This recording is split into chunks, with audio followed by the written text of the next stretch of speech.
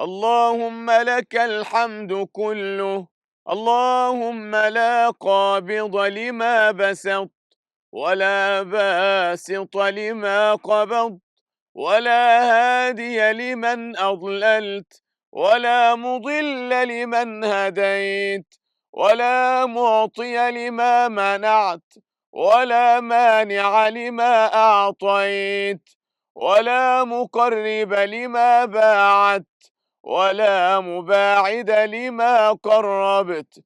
اللهم ابسط علينا من بركاتك ورحمتك وفضلك ورزقك الواسع. اللهم إني أسألك النعيم المقيم الذي لا يحول ولا يزول.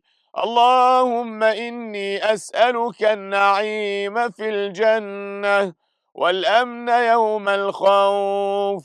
اللهم إني عائذ بك من شر ما أعطيتنا ومن شر ما منعتنا.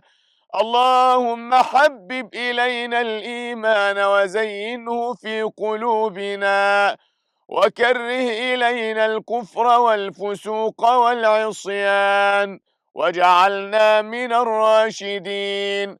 اللهم توفنا مسلمين وأحينا مسلمين وألحقنا بالصالحين غير خزايا ولا مفتونين. اللهم قاتل الكفرة الذين يقاتلون رسلك وأولياءك ويصدون عن سبيلك واجعل الدائرة عليهم.